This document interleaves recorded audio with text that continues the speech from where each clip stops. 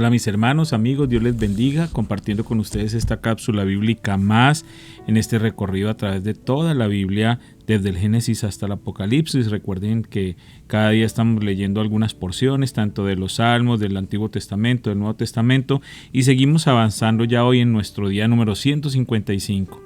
Gracias a todos los que han estado fieles escuchando estas cápsulas y les animo para que las sigan compartiendo, para que más y más personas puedan escuchar la palabra de Dios. Salmo 68, 28 al 35. Oh Dios, haz que tu poder se presente. Despliega tu poder, oh Dios, como lo has hecho en el pasado. Los reyes de la tierra traen tributo a tu templo en Jerusalén. Reprende a estas naciones enemigas, a estos animales salvajes que acechan entre los juncos, a esta manada de toros en medio de los becerros más débiles.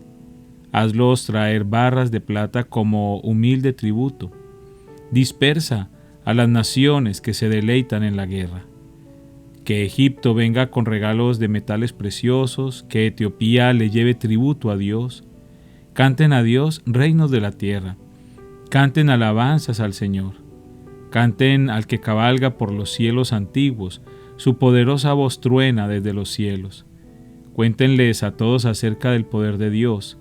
Su majestad brilla sobre Israel, su fuerza es poderosa en los cielos. Dios es imponente en su santuario, el Dios de Israel le da poder y fuerza a su pueblo. Alabado sea Dios. Primero de Reyes 13, 1 al 34. Por mandato del Señor, un hombre de Dios de la región de Judá fue a Betel y llegó en el momento que Jeroboam se acercaba al altar para quemar incienso. Luego, por mandato del Señor, el hombre de Dios gritó: «Oh altar, altar, esto dice el Señor. En la dinastía de David nacerá un niño llamado Josías, quien sacrificará sobre ti a los sacerdotes de los santuarios paganos que vienen aquí a quemar incienso, y sobre ti se quemarán huesos humanos». Ese mismo día el hombre de Dios dio una señal para demostrar que su mensaje era verdadero y dijo: «El Señor ha prometido dar una señal. Este altar se partirá en dos, y sus cenizas se derramarán en el suelo». Cuando Jeroboam oyó al hombre de Dios hablar contra el altar de Betel, el rey lo señaló con el dedo y gritó: «Detengan a ese hombre». Pero al instante la mano del rey se paralizó en esa posición y no podía moverla. En ese mismo momento se produjo una enorme grieta en el altar y las cenizas se desparramaron, tal como el hombre de Dios había predicho en el mensaje que recibió del Señor. Entonces el rey clamó al hombre de Dios: «Te ruego que le pidas al Señor tu Dios que me restaure la mano». Así que el hombre de Dios oró al Señor y la mano quedó restaurada y el rey pudo moverla otra vez. Después el rey dijo al hombre de Dios: «Ven al palacio conmigo, come algo y te daré un regalo». Pero el hombre de Dios le dijo al rey: «Aunque me dieras la mitad de todo lo que posees, no iría contigo, no comería ni bebería nada en este lugar, porque el Señor me ordenó: no comas ni bebas nada mientras estés allí, y no regreses a Judá por el mismo camino». Así que salió de Betel y volvió a su casa por otro camino. Sucedió que había un profeta anciano que vivía en Betel y sus hijos fueron a contarle lo que el hombre de Dios había hecho en Betel ese día. También le contaron a su padre lo que el hombre le había dicho al rey. El profeta anciano les preguntó: «¿Por dónde se fue?». Así que ellos le mostraron a su padre el camino que el hombre de Dios había tomado. «Rápido, ensillen el burro», les dijo el anciano. Enseguida le ensillaron el burro y se montó. Entonces salió cabalgando en busca del hombre de Dios y lo encontró sentado debajo de un árbol grande. El profeta anciano le preguntó: «¿Eres tú el hombre de Dios que vino de Judá?». «Sí, soy yo», le contestó. Entonces le dijo al hombre de Dios: «Acompáñame a mi casa y come algo». «No, no puedo», respondió. «No se me permite comer ni beber nada en este lugar, porque el Señor me dio este mandato: no comas ni bebas nada mientras estés allí, y no regreses a Judá por el mismo camino».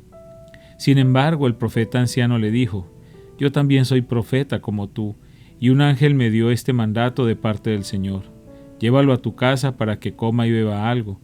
Pero el anciano le estaba mintiendo. Así que regresaron juntos, y el hombre de Dios comió y bebió en la casa del profeta.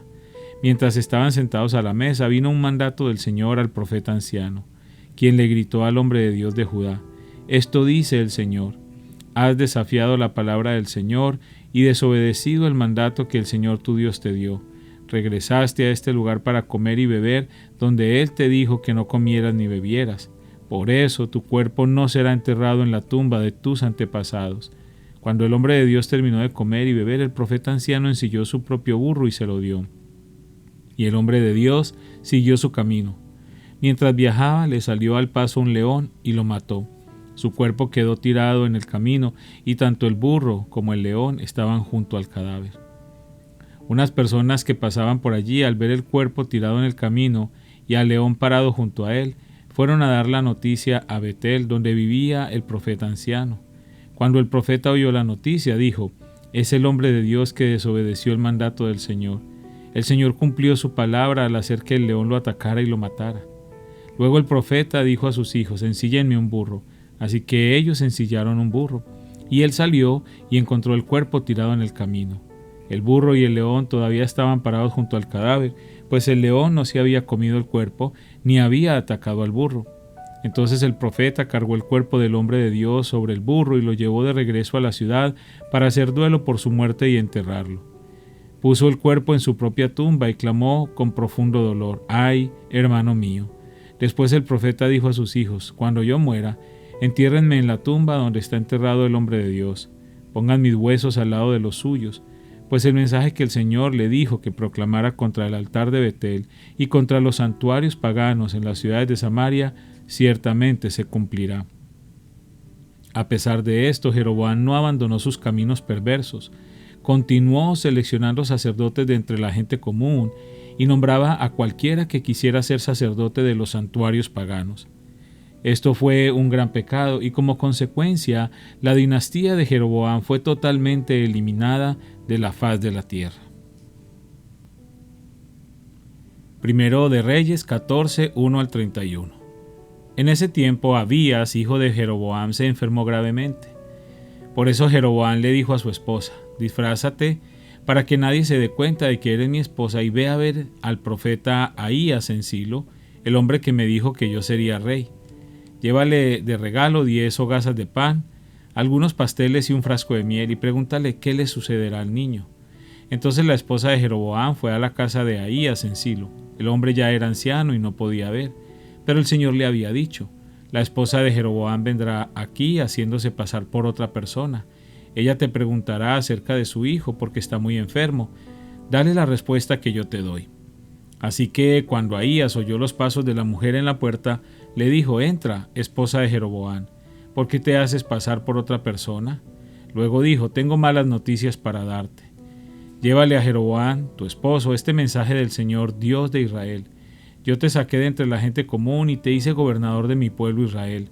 Le arranqué el reino a la familia de David y te lo entregué a ti, pero tú no has sido como mi siervo David, quien obedeció mis mandatos y me siguió con todo el corazón y siempre hizo lo que yo quería. Tú has hecho cosas más malignas que todos los que vivieron antes de ti. Te has hecho otros dioses y me has enfurecido con tus becerros de oro. ¿Cómo me has dado la espalda? Traeré desastre sobre tu dinastía y destruiré a cada uno de tus descendientes varones, tanto esclavos como libres, en todo Israel. Consumiré tu dinastía real como se quema la basura, hasta que toda haya desaparecido. A los miembros de la familia de Jeroboam que mueran en la ciudad se los comerán los perros, y a los que mueran en el campo se los comerán los buitres. Yo, el Señor, he hablado». Después Ahías le dijo a la esposa de Jeroboam: «Regresa a tu casa y cuando entres en la ciudad, el niño morirá. Todo Israel llorará su muerte y lo enterrará. Él será el único miembro de tu familia que tendrá un entierro apropiado, porque este niño es lo único bueno que ve el Señor, Dios de Israel, en toda la familia de Jeroboam. Además, el Señor levantará un rey sobre Israel que destruirá a la familia de Jeroboam. Esto sucederá hoy, ahora mismo. Luego el Señor sacudirá a Israel como la corriente agita los juncos. Él desarraigará a los israelitas de esta buena tierra que les dio a sus antepasados y los esparcirá más allá del río Éufrates, porque ellos han enfurecido al Señor con los postes que levantaron para rendir culto a la diosa Acera. Él abandonará a Israel debido a que Jeroboam pecó e hizo que Israel pecara contra él. Entonces la esposa de Jeroboam regresó a Tirsa, y el niño murió en el momento que ella atravesaba la puerta de su casa. Todo Israel lo enterró y lloró su muerte, tal como el Señor había prometido por medio del profeta Ahías. Los demás acontecimientos del reinado de Jeroboam, con todas sus guerras y la forma en que él gobernó, están registrados en el libro de la historia de los reyes de Israel. Jeroboam reinó 22 años en Israel. Cuando Jeroboam murió, su hijo Nadab lo sucedió en el trono. Mientras tanto, Roboam, hijo de Salomón, reinaba en Judá. Tenía 41 años cuando subió al trono y reinó 17 años en Jerusalén, la ciudad que el Señor había elegido entre todas las tribus de Israel como el lugar para honrar su nombre.